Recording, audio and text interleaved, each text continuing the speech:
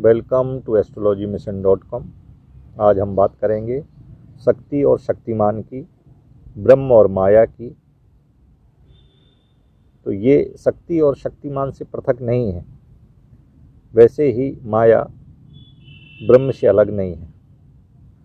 माया ब्रह्म में लिपटी हुई है, माया ब्रह्म में लिप्त है, माया ब्रह्म से ही निकलती है। इसी प्रकार शक्ति भी शक्तिमान की ही है, शक्तिमान से ही शक्ति का अस्तित्व है। कैसे? जैसे गायन और गायक, गायन गायक से अलग नहीं है, वैसे भी शक्ति शक्तिमान से अलग नहीं है।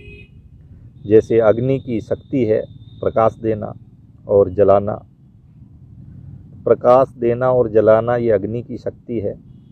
यदि हम उल्टा कहें कि यदि ये प्रकाश नहीं देगी, ताप नहीं देगी, जलाएगी नहीं, तो अग्नि का क्या अस्तित्व है, तो ये गलत है।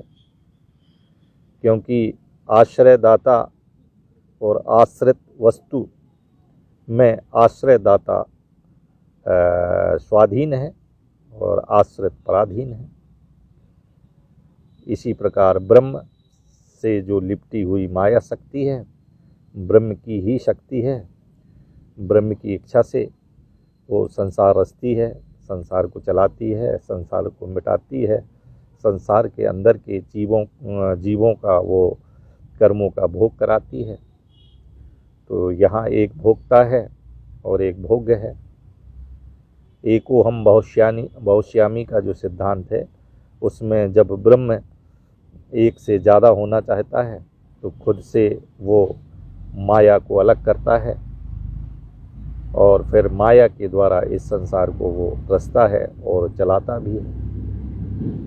तो एक भोक्ता है और एक भोग्य है, ये दोनों एक ही है। भोक्ता से ही भोग निकला है।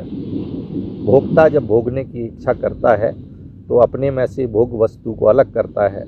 इसी प्रकार ब्रह्म ने अपने से पृथक दो सेपरेट चीज़ें बनाई, एक पुरुष कहलाया, एक स्त्री कहलाई। पुरुष जहाँ भोगता है, स्त्री वहीं भोग्य पदार्थ है। तो जो भोग्य पदार्थ है उससे भोक्ता हमेशा श्रेष्ठ है, क्योंकि भोक्ता स्वाधीन है और भोग वस्तु पराधीन है। नमस्कार।